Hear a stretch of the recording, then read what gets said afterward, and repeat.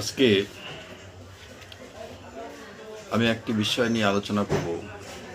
আলোচনাটি অত্যন্ত গুরুত্বপূর্ণ। আমরা যারা ট্রিটমেন্ট বা চিকিৎসার সঙ্গে জড়িত তাদের সকলেরই জানা উচিত যে ট্রিটমেন্ট করতে গেলে আমাদের জীব পরীক্ষা নিরীক্ষা করা একান্ত প্রয়োজন। তো এই পরীক্ষা করতে গেলে জীবের কয়েকটি অংশ, কয়েকটি পার্ট আমাদের লক্ষ্য করতে হয়। এই জিহ্বার লক্ষণ বা সিমটম দেখে কিন্তু ট্রিটমেন্ট শুরু করা উচিত। আমি এখানে প্রথমে একটি কথা বলবো যে পরিষ্কার জিহ্বা যদি থাকে তাহলে সেটা কিন্তু সুস্থতার লক্ষণ। দ্বিতীয় কথা যে ইনফ্লুয়েঞ্জা বা ডেঙ্গু বা হঠাৎ করে জ্বর, জিহ্বা শুষ্ক, পিপাসা যদি বৃদ্ধি পায় সেটা আমাদের দেখতে হবে। 3 নম্বর সান্নিপাতিক জ্বর।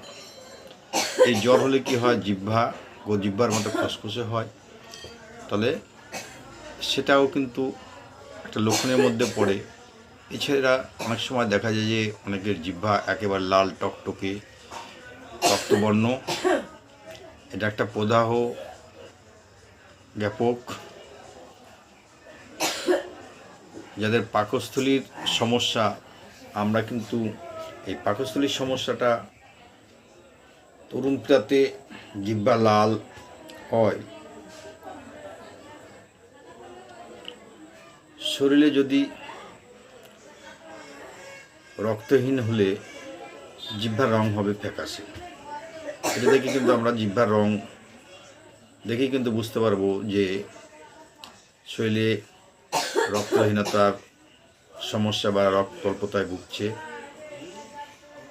যদি একেবারে জিহ্বাটার মাঝের অংশ শুষ্ক হরিদ্রা হয়, অধিকাংশ ক্ষেত্রে আমরা বুঝে নেব যে টাইফয়েড জ্বরের লক্ষণ।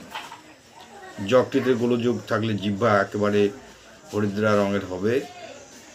কালো রঙের জিহ্বা আশু মৃত্যুর আশঙ্কা। তাহলে আমরা কিন্তু এখানে কয়েকটি জিহ্বার লক্ষণ দেখে বুঝে নেব একজন পেশেন্টের কী কী সমস্যা। থ্যাংক ইউ, ধন্যবাদ।